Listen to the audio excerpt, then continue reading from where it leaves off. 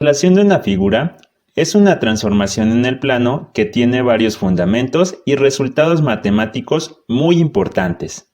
Se consigue moviendo una figura sobre el plano en una dirección específica.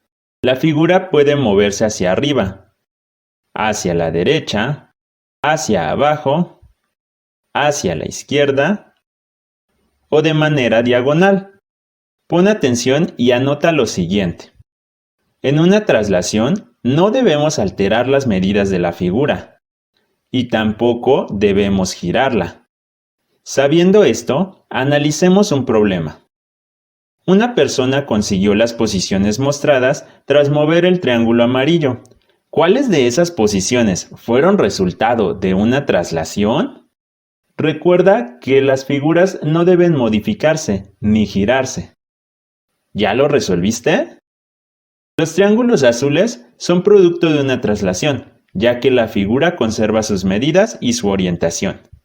En cambio, los triángulos rojos no pueden obtenerse con una traslación, ya que unos de ellos han modificado sus medidas y otros han girado. Analicemos lo siguiente.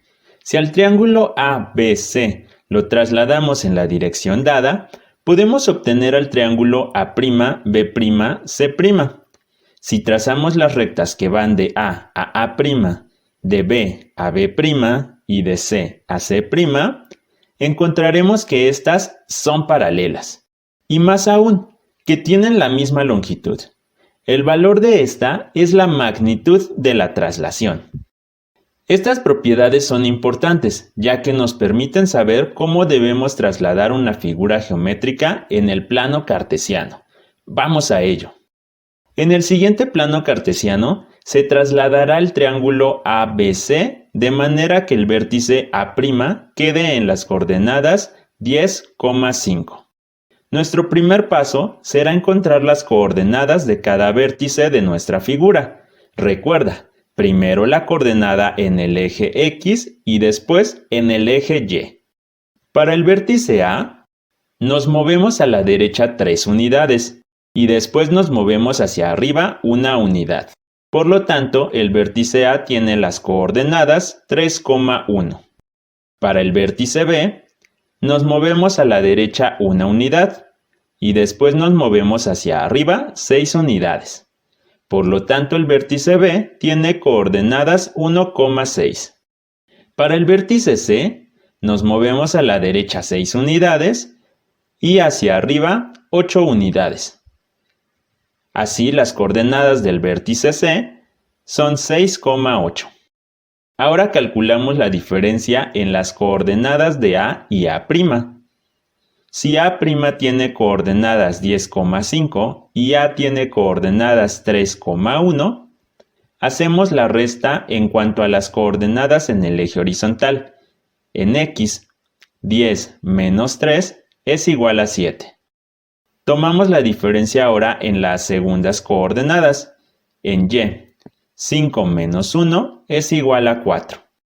Debido a que la magnitud de la traslación debe ser la misma para todos los vértices, los resultados que obtuvimos los sumaremos a B y C para obtener las coordenadas de B' y C' respectivamente.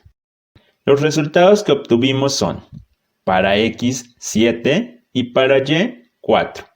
Como B tiene coordenadas 1,6, entonces B' tendrá las coordenadas 1 más 7, 6 más 4. Si te das cuenta, estamos sumando los resultados obtenidos anteriormente en cada una de las coordenadas correspondientes. Por lo tanto, B' tendrá coordenadas 8,10. Y lo ubicamos en el plano cartesiano. Como C tiene coordenadas 6,8, entonces C' tendrá coordenadas 6 más 7, 8 más 4. Así, C' tiene las coordenadas 13,12. La ubicamos en el plano. Uniendo los vértices, encontramos el triángulo que resulta al aplicar la traslación. Analicemos ahora las rotaciones. Imagina que queremos rotar el triángulo PQR. Colocaremos encima un círculo semitransparente que tiene un centro C y un triángulo coincidente P', Q', R'. Hacemos girar el círculo manteniendo fijo el centro C. Así, el triángulo P', Q', R' representa una rotación del triángulo PQR respecto al punto C. Podemos también hacer rotaciones más grandes o más pequeñas para obtener diferentes posiciones de la figura inicial. Anota. Una rotación está caracterizada por un eje o centro de rotación y además un ángulo de rotación. Por ejemplo, en esta rotación, el punto C que mantuvimos fijo es el centro de rotación. Y si trazamos la recta que va de P a C, también la recta que va de C a P', y medimos el ángulo que forman estas, obtendremos el ángulo de rotación. Ojo, el centro de rotación puede estar fuera de la figura, ser uno de sus vértices, estar sobre alguno de sus lados o incluso dentro de la figura. Por ejemplo, veamos cómo giraría nuestro triángulo de antes respecto a su vértice Q. El vértice Q es el que se queda fijo. Coloquemos ahora el centro de rotación en uno de sus lados. La rotación se vuelve distinta. Finalmente, probemos con el centro de rotación dentro de la figura. Bastante curioso, ¿no? Sabiendo esto, analicemos un problema. Encuentra el centro de rotación que transforma una figura en la otra. ¿Sí los viste? La figura rosa tiene su centro de rotación en uno de sus vértices. La figura azul tiene el centro de rotación en uno de sus lados, mientras que la figura verde tiene su centro de rotación justo en el centro de la figura.